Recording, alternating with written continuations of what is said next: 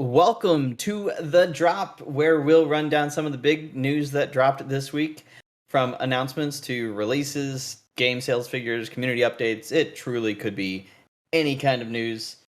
So we're going to go ahead and get this thing started. My first bit of news is that the Steam Deck launch was made official. The announcement is that Steam Decks will be available on February 25th. Of course, you still have to have registered to reserve one in order to start getting them. But once February 25th rolls around, anybody that's already reserved will start getting into that queue, so to speak, on potentially getting their system sooner rather than later. Mm-hmm. Because somehow, I guess, shortages and the whole production of things actually ramped up just enough for Valve to start getting these Steam Decks out to people. So it's really not that far from the quote unquote Switch killer, which obviously we've talked about, but it's not gonna be, but it's still gonna be some really great competition. I think it's gonna do some great stuff for games. Yeah, I agree with everything you just said. That's gonna be exciting. When they said it'll be launched on the 25th, but then the article said this was a couple days ago. It said, and they'll start shipping on the 28th. I'm like, well, wait a minute. Does that mean they're going to be in the mail to arrive a month from now, or they're going to be in the mail 3 days from a month from now? Yeah, the announcement was still a little bit questionable, but yeah, anybody that was quick enough on the day one of the reservations, I guess it seems like they're going to start from there. So good luck to those people. I did ask in the community to see who thought they might get one of those first rounders, and we had somebody thought that they might have a shot at getting that first round. So I know that we had plenty of people in the community that that jumped on it on day one. So I'm looking forward to seeing who that might be in our community. Yeah.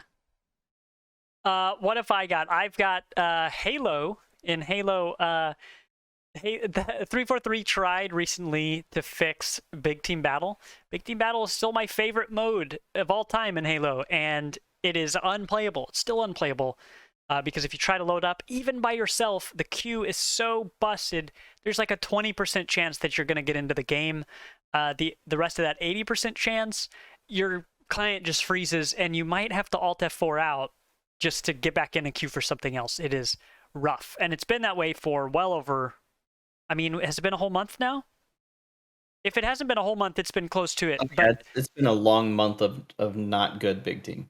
Yeah, because in December, leading up to the holiday, we had a lot of people, enough people together where the Big Team was our only option.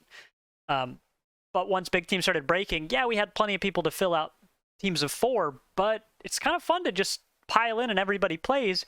And with that mode broken, I mean, even when they fix it, that'll be cool, but we really needed it to be working when it was the hottest, so that's a real shame. But besides that, still not being fixed, the level Behemoth has been removed from ranked playlists in the 4v4 mode. That's the only ranked mode in Halo right now. If you're not familiar which one is Behemoth, it's the only one with vehicles. It's the giant horseshoe-shaped one with a huge, I mean, way bigger than a 4v4 map should be. And so, responding to player criticism, they have removed it from ranked, which I'm surprised it was even in there in the first place. Like, it's too big for 4v4, but it's too small for Big Team. I don't know, it's a weird, it's a map designed for an amount of players that doesn't exist right now. There's no 6v6 or even 8v8 mode. So anyway, they took that out. So they're trying to respond to people and make them happy. I think their marketing and community management is done pretty well, especially with being transparent, but that doesn't make the game any better. It makes me happier with the people, but the game is still struggling. So we'll see. Remains to be seen how those servers are going to be, a month from now. For sure. Yeah, we're hoping. Yeah. I would love to be able to play Big Team again, for sure. And speaking of Halo, my next one is actually that the Halo series on Paramount Plus is finally going to have a trailer that's airing this Sunday while all of you people are watching the Bengals and Chiefs go at it in Arrowhead. Halftime, Sunday, football game. pull out your phone at halftime, Halo all right? trailer. Yes. We'll be tweeting about it.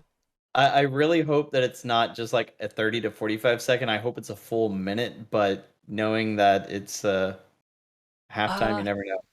they had back, I think it was during the Super Bowl in like 11 maybe.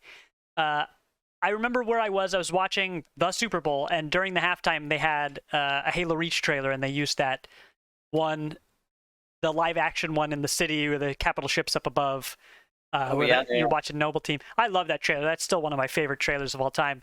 But they had like a big chunk of that, not the whole trailer, but a pretty big chunk of it in the middle of the Super Bowl. And I was like, number one, this is cool as hell. It's cool to see such a full-length trailer, you know, in a place, like knowing that so many people are seeing it. Because you don't have to like Halo to be like, oh, that looked pretty cool. Also, that must have been so expensive. And you just got to wonder how many zeros are behind an ad like that. But yeah, I'll be excited for that. So that's on Paramount Plus. And if it looks good, this will be the first reason I have to get Paramount. So and hopefully this is actually release date trailer. I'm betting it is, thankfully, but yeah, maybe it comes a lot sooner than we anticipated. And it's out now. Exactly, dude. I would die. What if I got my? If you're good on that, then my next one is Apex. Apex Legends has a new limited time mode. It's called Dominion, and it'll only be around for 3 weeks, which is typical for all their limited time modes. Once it'll be there for a little while, and then it's gone. It is 9v9. You pick your loadout at the beginning, and you try to control these different points. We've seen those in all sorts of different games, but in this one you have unlimited lives. There's no looting. You're only picking loadouts and doing, capturing control points.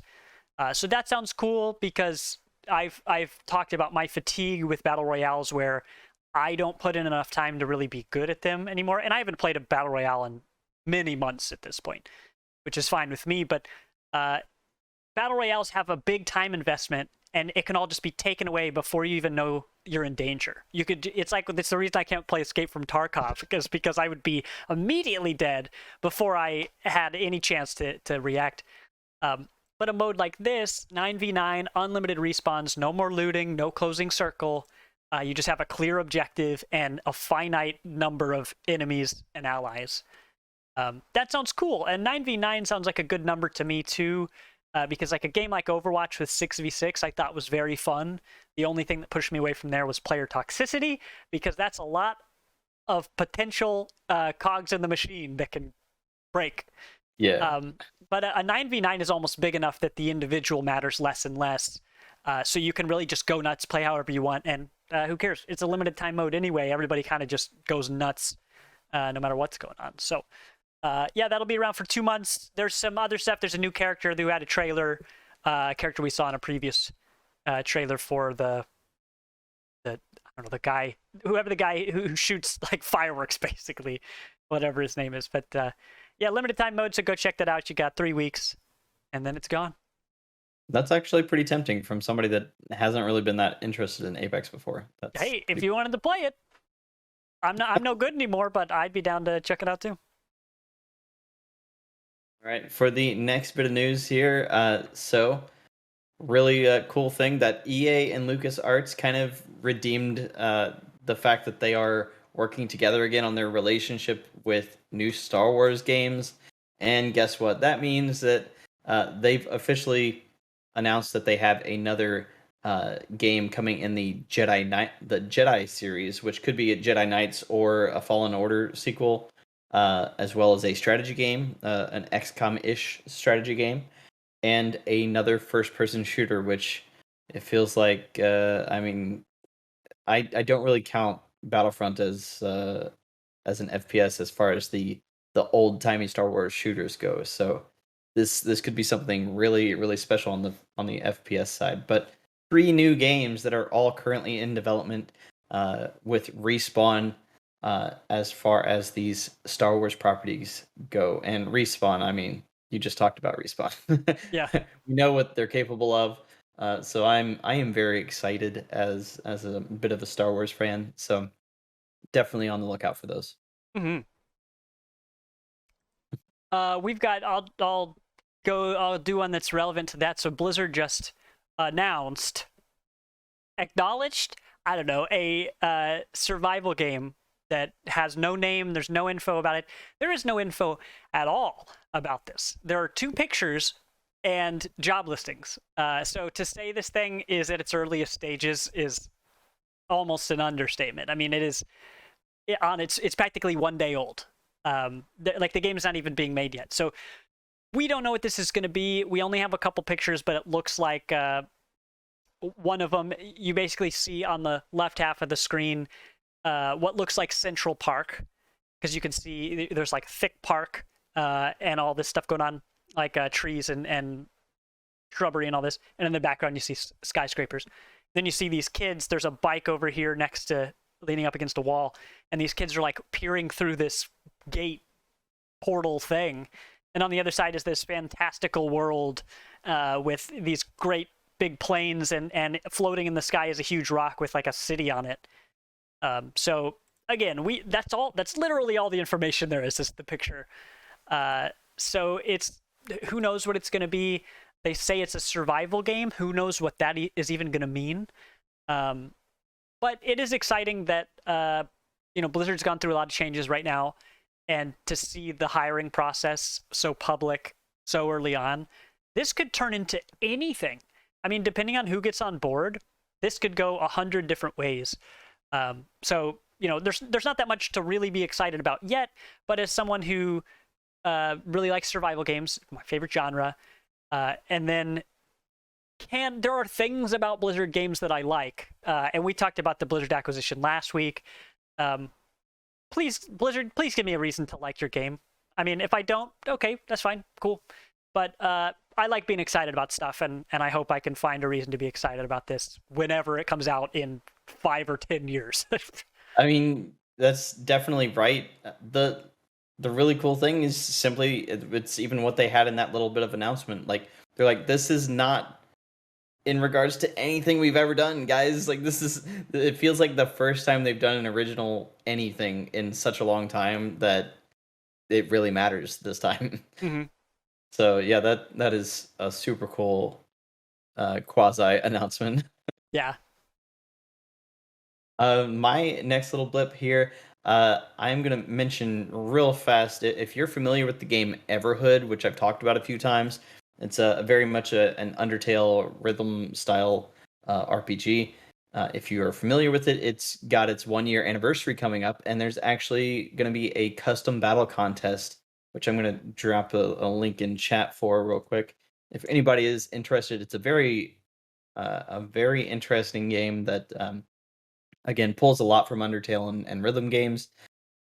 It's quite unique for what it is. Just another warning that if you have any kind of visual issues or potential for epileptic seizures and stuff like that, don't just don't with Everhood at all. But otherwise, if you're fine with that, they've got this custom contest going on, custom battle contest, and if you want to be able to use developer tools to create your own battle for other people to play, that's what this is about.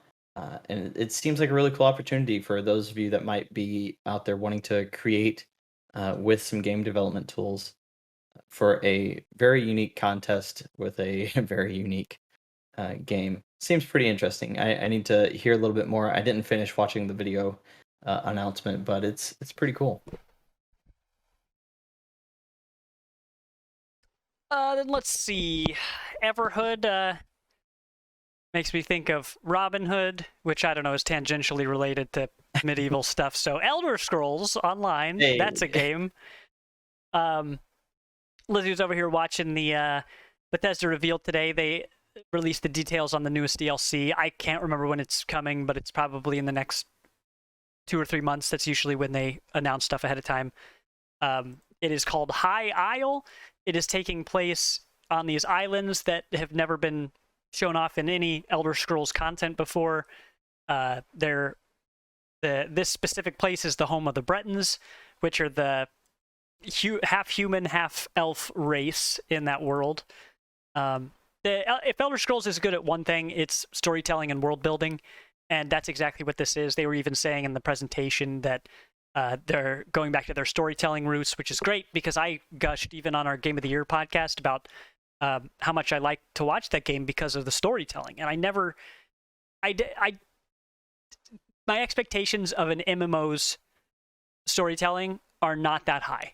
I've watched several MMOs, and every time I'm just like, what's going on the screen? I have no idea what's happening right now. But Elder Scrolls really does a good job of making it mean something and making it interesting. You've got fully voiced stories going on. So instead of doing a big invasion from Oblivion like they have for the past few DLCs, this one's going to be all political intrigue and all this stuff. And one of the quests that Lizzie was doing a few months ago was something like that, where there's this huge plot where you're trying to figure out who committed some murder, and there's all this stuff going on, and it was great. There were several times where I checked back in, I'm like, so was it the guy? Was it that dude? Or was it them? And she's like, actually, I don't think it's either of them now, because one of them's dead. You know? Oh no. So I'll be excited to watch Lizzie play that. It seems like my favorite parts of what that game is. As someone who doesn't play it, I'm excited to watch it. That's High Isle. Very nice. Yeah, any of those expansions, just they really do their best to draw you in. And I'm like, I can't though. I just can't put that in. It's a big time sink for sure, but they even mentioned how many people right now are looking for a new MMO. Right, you know, when New World came out, a lot of people really hoped that it would be the big thing. But I'm telling you, if that's something, if you can hear my voice and that's something you want, check out Elder Scrolls. Like, it really has a lot more to offer than it did when it first came out. Like, it's a different game. It's got a lot going on. Hell yeah. All right, so my next little blip, we got the games with gold for February announced today. So from February 1st to the 28th, we've got Broken Sword, the Serpent's Curse. That's the 5th in the Broken Sword series. So that's point and click adventure game. If anybody's not heard of the Broken Sword series, it's super popular. It's pretty good. That's actually an Xbox One title, if I remember correctly. And then from February 16th to March 15th, we've got Aerial Knights Never Yield. And that actually came out last year. It's been a game that's been on my radar for a long time because of the creator behind it. Very much worth the grab. Again, from February 16th to March 15th, it's normally like $12 on the Xbox store. You can get it on Switch and other systems for like $20, something like that. But Aerial Knights Never Yield. It's basically an infinite runner with some very nice cyberpunk, Afro cyberpunk graphics and style. So I would definitely pick that up if you have Game Pass Ultimate, which gives you that gold ability. Hydrophobia is another game from February 1st to the 15th. That is a 360 game that I know basically nothing about. It's supposed to be a third-person action game. Looks kind of like a survival, maybe a Tomb Raider-ish sort of game with another female protagonist. And then Band of Bugs is also coming out February 16th through the 28th. It's going to be on the Games with Gold. And that is another 360 title that is basically Final Fantasy Tactics with kind of meets Grounded. It looks like you're playing children that are trapped in a world full of bugs. Definitely looks like one of those kiddie titles for those that are wanting to get their kids into Final Fantasy Tactics. But it may have something to it. I have no idea. It looks like it released quite a while back. So maybe it's got a little bit of something in it. Maybe not as good as Mario and Rabbids, but if you're still looking to scratch that itch on the tactics side, why not? It's free if you got Games with Gold. Bet. Let's see. So the last one I've got here is for PlayStation Plus next month. So for February, one of the games is Tiny Tina's. Why didn't I write it down? The DLC for Borderlands 2, Assault on the Dragon Keep. Thank you, nailed it. Yeah. Tiny Tina's Assault on Dragon Keep, on the Dragon Keep. That is the game, that is the DLC that inspired the upcoming game, Tina's Wonderland. Now I'm all mixed up. But yes.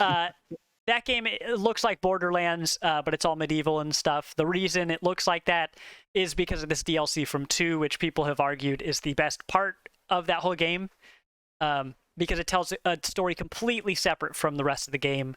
It's essentially Tiny Tina running a tabletop campaign. And if you don't know who Tiny Tina is, perfect. She is a bursting at the seams with charisma, explosives enthusiast in a world full of explosives. And so everything about her is completely over the top, but in the best way for that series. So go play that. It is released as a standalone game, so it doesn't matter if you own the Borderlands 2 base game.